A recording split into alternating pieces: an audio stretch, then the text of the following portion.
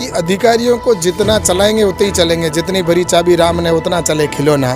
जो सरकार में बैठे नेता है वो अधिकारियों को कहते हैं कि किन को बुलाना है और किन को इससे जोड़ना है।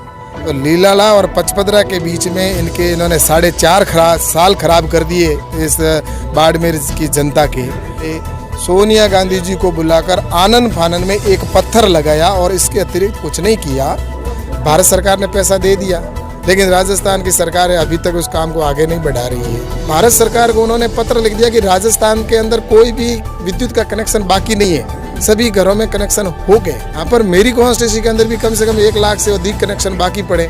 जब ये रिफाइनरी का काम प्रारंभ हुआ या इसकी बात शुरू हुई थी, वो जब वसुंधरा जी पहली बार मुख्यमंत्री बने थे उस समय प्रारंभ हुई थी। और लीलाड़ा के अंदर जो बाईतू के अंदर है और मेरे खुद की पंचायत है, वहाँ पे ये प्रपोजल था।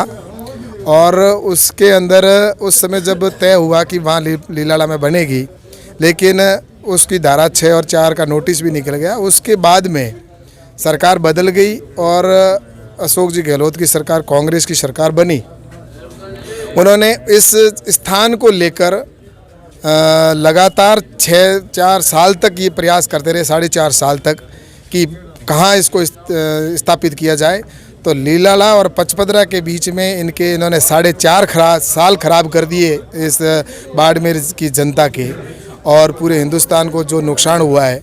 और उनका जब अंत में जब सरकार जा रही थी और आचार संहिता लग गई, उससे 2 दिन पहले सोनिया गांधी जी को बुलाकर आनन फानन में एक पत्थर लगाया और इसके अतिरिक्त कुछ नहीं किया।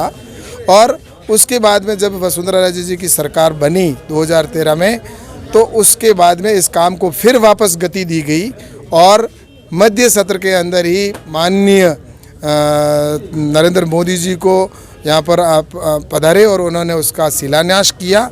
और उसके अंदर मैं कहना चाहूँगा कि जो उस समय था, जो पहले जो अशोक जी गहलोत के समय में जो MOU तय हुआ था, उसमें SPCL की और राजस्थान सरकार की जो पार्टनरशिप थी उसमें 2674 की थी। लेकिन उसमें जो उस समय वो पैसा दे रहे थे वो 56,000 करोड़ रुपए राजस्थान सरकार के लग रहे थे। लेकिन वसुंधरा जी ने उसके अंदर नेगोशिएशन करके और उसके बाद में उसको कम करके और 18,000 करोड़ रुपए पर नेगोशिएशन किया। और अब राजस्थान सरकार का 18,000 लग रहा है, और जो भी बिना ब्याज के पैसा दिया गया है। लेकिन अशोक जी गहलोत की सरकार थी, उन्होंने तो जब 56,000 पर MOU किया था उस समय भी ब्याज देने की बात हुई थी। तो इसलिए राजस्थान की सरकार का पैसा भी बचाया और पार्टनरशिप वही 26% राज्य सरकार की है, वही रखी।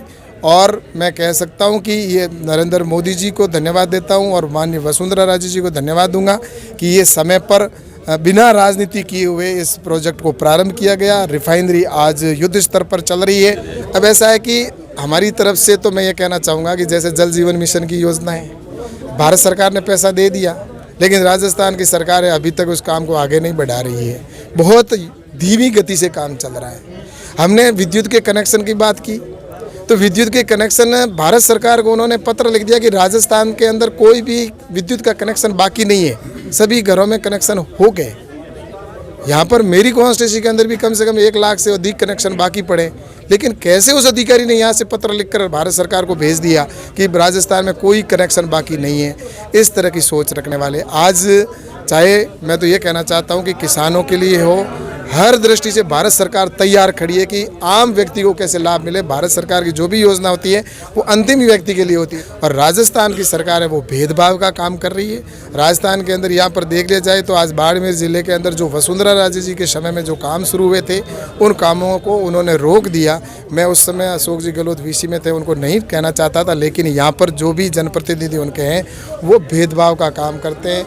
और जो वसुंधरा जी के समय में काम, जो प्रोजेक्ट प्रारंभ हुए थे, उनको रोकने का भी काम वो जानबूझकर यहाँ पर कर रहे हैं। ऐसा है कि अधिकारियों को जितना चलाएंगे उतने ही चलेंगे, जितनी भरी चाबी राम ने उतना चले खिलौना।